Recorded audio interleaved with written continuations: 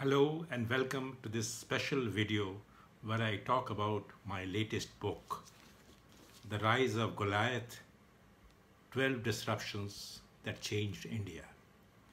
The Rise of Goliath is a book that explores how disruptions have marked the many decades since India gained independence in 1947. A mistaken belief is that it was only Prime Minister Narendra Modi who caused major disruptions in India by either demonetizing currency notes or by launching the game-changing goods and services tax regime. This book argues that contrary to that perception, each of the decades since India's independence has experienced disruptions of no mean proportion and impact on India's polity and economy. India's birth as an independent country was itself a huge disruption. India went through the pangs of partition, resulting in the death of 2 million people and displacement of 20 million more, rendering them refugees in what was once their own country. What did that disruption mean for India's politics, its business, and its economy? You will find answers to some of those questions in this book. The 1950s saw India's turn towards statism. From an economy that was largely open to unhindered growth and expansion of the private sector, the Nehru-led government decided to impose the control of the state on key economic activities and indeed on the economic governance structure. Thus, the Planning Commission was born to determine the quality and pace of India's economic development. The state-owned enterprises were given the task of achieving the commanding heights of the economy. Private sector giants were gobbled up by the state. How disruptive were these moves? Well, the constitution of the Planning Commission led to the resignation of the Nehru government's finance minister in protest. J.R.D. Tata, India's leading industrialist then, was deeply upset over the manner in which the government nationalized Air India, owned at that time by the Tatas.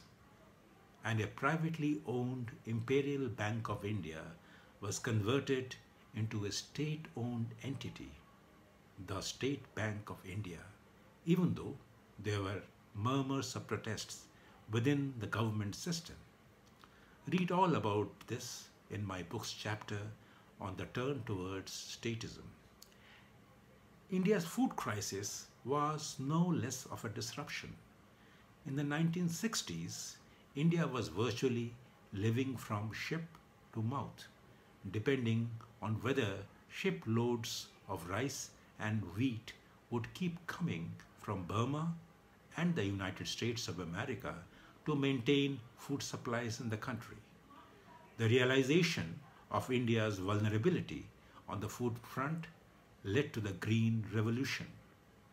While this averted a food crisis, it also disrupted the way Indian farmers went about farming.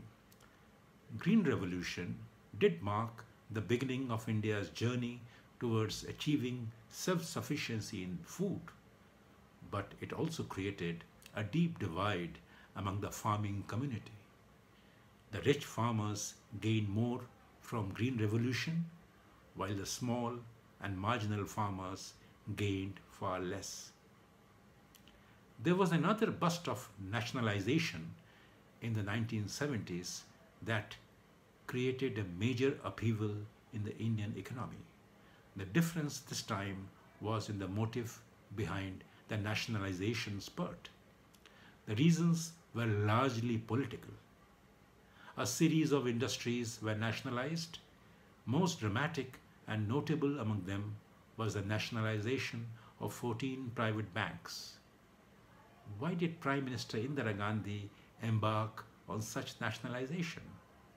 And how did she go about it? The chapter on nationalization throws fresh light on them, and what emerges from it is that bank nationalization was somewhat similar to demonetization in the way it was executed.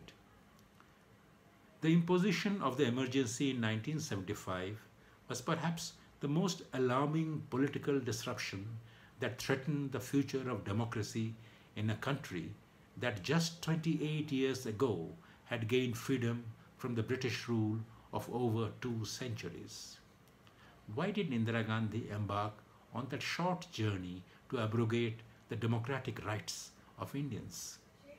Why did she call for elections after 19 months that eventually led to the lifting of the emergency in March 1977? What was the role of her son, Sanjay Gandhi, during the emergency?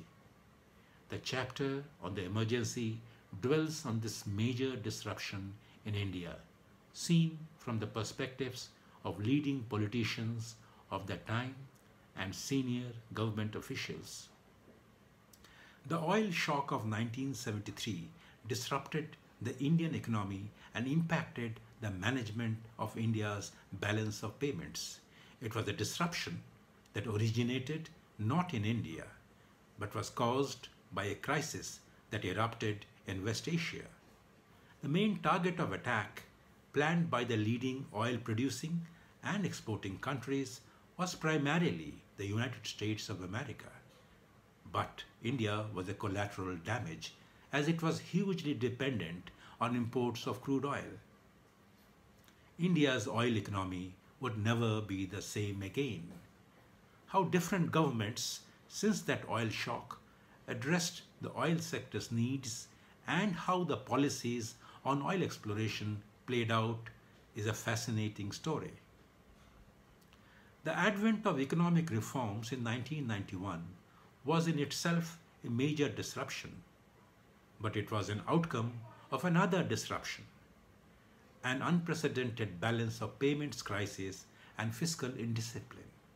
How the Indian economy rescued itself out of that crisis, taking the hard decisions like mortgaging gold and dismantling the Nehru-era socialistic economic policies, is a central focus of the chapter, where the key disruptors are P.V. Narasimha Rao, the Prime Minister at that time, and his Finance Minister Manmohan Singh.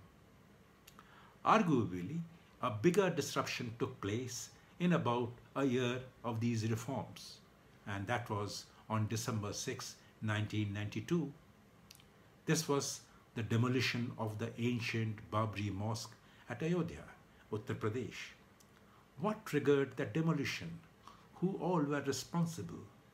And to what extent did the rise of the Bharatiya Janata Party and its Ayodhya movement owe their origins to the reservation politics unleashed by Vishwanath Pratap Singh in 1990? The extension of the reservation policy to cover other backward castes split the monolithic character of the Hindu vote bank and in the process struck a deadly blow to the BJP's politics of exploiting Hindutva. The book's chapter on Mandal and Mandir argues that the implementation of reservations recommended by the Mandal Commission caused a chain reaction in Indian politics that drove the BJP to a corner, forcing it to ratchet up the Hindu movement for building a Ram temple in Ayodhya, the beginning of which was a demolition of the disputed mosque that stood in a place which was alleged to be the birthplace of Ram, the most widely followed Hindu god in India. There is, however, no denying that both the Mandal and the Mandir issues caused major disruptions whose reverberations are still felt in India. The telecom revolution in India was one of the outcomes of the reforms initiatives in 1991. But the early phases of the telecom reforms showed how tentative those policy changes were and how insignificant their impact was on the telecommunications industry. Yet, by the turn of the century, the telecom policy changes of 1993 and 1999 had laid the foundations of a telecom industry that saw a dramatic surge in the subscriptions base and the rise of the Indian private sector in the telecommunications industry. Regulation and technology both played a disruptive role in this sector, and the story of the telecom disruption is not far from over. With the entry of Geo and 5G spectrum, the telecom disruption is going to get more complex and intense. The twin balance sheet crisis that hit the Indian economy in the second decade of the 21st century had its roots in the borrowing-led splurge in investments by the private sector in a host of infrastructure projects, with many of these projects not taking off after being mired in delays over land acquisition and the absence of timely procedural clearances. Many Indian companies became indebted and the banks were burdened with rising amounts of non-performing assets or sticky loans.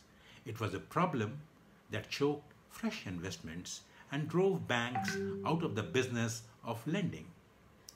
Growth was the first big casualty for the Indian economy. If this disruption was bad enough, the recovery measures taken by the Modi government with the Insolvency and Bankruptcy Code unleashed a series of more disruptions. Even the management of insolvency led to growing differences between the government and the Reserve Bank of India, with consequences as harsh as the resignation of its governor. Demonetization is believed to be the mother of all disruptions the Indian economy has seen in the last 70 years. It appeared to be a sudden disruption, with 86% of all currencies in circulation being annulled and to be replaced over the next 50 odd days. But actually, planning for this disruption had begun at least 8 months before it was implemented on November 8, 2016. And yet, the government messed up its execution while remonetizing the economy after annulling 86% of the currencies in circulation. Who played what role in demonetization? The dramatis personae behind this disruption make an interesting list, and their responses to the idea of demonetization and how they went about are also instructive. The final disruption that hit the Indian economy was the launch of the Goods and Services Tax.